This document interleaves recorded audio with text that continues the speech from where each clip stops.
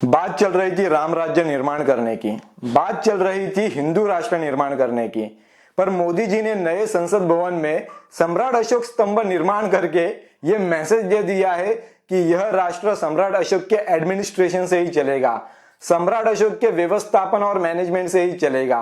दोस्तों, इस पर तो मैं बाद में बात करूंगा, पर उससे पहले मैं आपको एक सवाल पूछना चाहता हूं। क्या आपने कभी सड़क देखी है? आप कहोगे ये क्या अजीब सवाल पूछ रहे हो।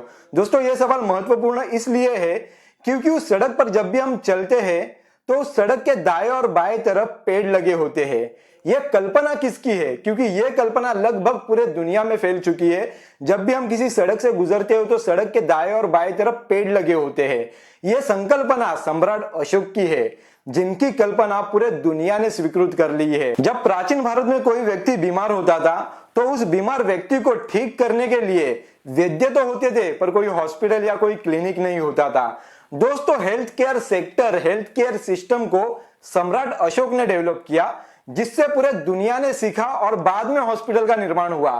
तो ये जो हॉस्पिटल का निर्माण है, ये इनडायरेक्टली कहे या डायरेक्टली कहे, सम्राट अशोक की कॉन्सेप्ट थी। सम्राट अशोक के समय में ही पब्लिक सेक्टर इंस्टीट्यूशन का निर्माण किया गया। सम्राट अशोक के समय में ही पब्लिक सेक्टर इंस्टीट्यूशन में अलग अलग डिपार्टमेंट का निर्माण किया गया। वेलफेयर स्टेट बनाने की संकल्पना ये सम्राट अशोक की थी। इसलिए दोस्तों, सम्राट अशोक का नाम केवल भारत में ही नहीं बल्कि पूरी दुनिया में मानवतावाद फैलाने के लिए उन्हें जाना जाता है और इसलिए उनका सम्मान होता है। और यही सम्मान हमारे भारत सरकार ने सम्राट अशोक को दिया है, ऐसा मेरा मानना है। हालांकि उस पर बहुत सारी कंट्रोवर्सी हुई है, पर उस कंट्रोवर्सी पर बात ना करके सम्राट अशोक किस प्रकार एडमिनिस्ट्रेशन के लिए पूरे दुनिया भर में जाने जाते हैं, मैं इस पर बात करना चाहूंगा। दोस्तों, हमारे भारत सरकार ने सम्राट अशोक के ही स्तंभों को क्यों चुना? आप लोग कहोगे कि सम्राट अशोक के स्तंभों को इसलिए चुना क्योंकि हमारे कॉन्स्टिट्यूशन मेकर्स ने 1950 में इसको चुना था। पर दोस्तों, फिलहाल नए भारत का निर्माण हो रहा है और कहा जा रहा है, बताया जा रहा है कि अभी हम राम राज्य का निर्माण कर रहे हैं, अभी हम हिंदू राष्ट्र का निर्माण कर रहे हैं। फिर हिंदू राष्ट्र में सम्राट अशोक स्तंभ नए पार्लियामेंट में कैसे लगाया गया? अगर हिंदू राष्ट्र का निर्माण करना होता तो सम्राट अशोक स्तंभ के जगह पर सुदर्शन चक्र लगाया गया होता। पर दोस्तों, ऐसा नहीं हुआ है। क्यों नहीं हुआ है? क्योंकि जो नींव डॉक्टर बाबा साहेब अम्बेडकर ने इस देश का संविधान लिखते हुए रखी थी, उस नींव को आज भी मोदी, शाह, बीजेपी, आरएसएस कोई भी हिला नहीं पाया है। और यह साबित हो गया है कि भारत देश केवल सम्राट अशोक के एडमिनिस्ट्रेशन से ही चलेगा, भारत देश केवल सम्राट अशोक के व्यवस्थापन से ही चलेगा।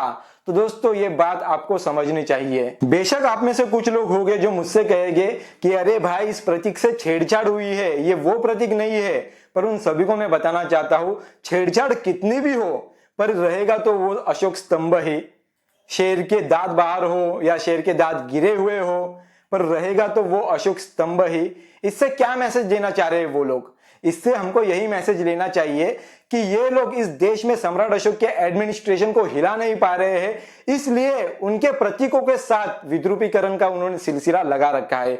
जैसे डॉक्टर बाबा साहेब अम्बेडकर के संविधान को इस देश से वो लोग हटा नहीं पा रहे हैं, इसलिए वो लोग जो कॉन्स्टिट्यूशन के इंस्टीट्यूशन है, जैसे इलेक्शन कमीशन हुआ, पार्लियामेंट हुई, इसका विद्रूपीकरण करने के लिए वो लोग लगे पड़े हैं। दोस्तों, ये रूलिंग पार्टी आती है, जाती है, पर इस देश का संविधान आज भी है, कल भी रहेगा।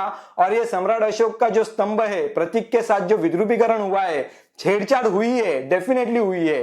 पर दोस्तों, ये लोग सम्राट अशोक का एडमिनिस्ट्रेशन इस देश से हिला नहीं पाए, इस देश से मिटा नहीं पाए, यह साबित होता है। इसलिए दोस्तों, सम्राट अशोक का जो नए पार्लियामेंट में उसका उद्घाटन किया गया है, मेरे ख्याल से आप सभी को उसका स्वागत ही करना चाहिए। जब रूलिंग पार्टी चेंज हो जाएगी तब उसको हम ठीक कर लेंगे, जो उन्होंने विद्रूपीकरण किया है उसको ठीक किया जा सकता है। पर इससे समझना यह चाहिए कि सम्राट अशोक का एडमिनिस्ट्रेशन ही आज भी काम कर रहा है। तो जो राम राज्य और हिंदू राष्ट्र की संकल्पना पर काम कर रहे हैं, उन लोगों को एक क्लियर मैसेज है मोदी और शाह की तरफ से कि इस देश में सम्राट अशोक का एडमिनिस्ट्रेशन आज है, कल था और आने वाले समय में भी रहेगा। डॉक्टर बाबा साहेब अम्बेडकर जी ने कहा था, history of India is nothing, it's a conflict between Buddhism and Brahmanism. दोस्तों, इस तस्वीर को देख के आपको क्या नजर आ रहा है? जो डॉक्टर बाबा साहेब अम्बेडकर जी ने कहा था वही तो नजर आ रहा है। इसमें क्या बदलाव है? तो दोस्तों, इनकी जो फिलोसॉफी है ये पूरी डूबने के कगार पर है, या कहो डूब चुकी है। तो इसको बचाने के लिए ये इनकी आखिरी कोशिश है। तो इनकी कोशिश इनको करने दीजिए। पर सच तो यह है कि इनकी फिलोसॉफी को बचाने के लिए भी इनको बुद्धिज्म का ही सहारा लेना पड़ता है।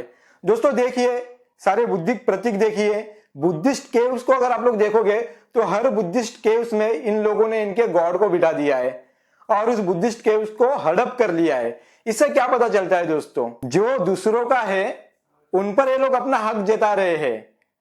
तो यही इनकी फिलोसॉफी है जो डूबने के कगार पर है, जिसे बचाने की ये लोग कोशिश कर रहे हैं।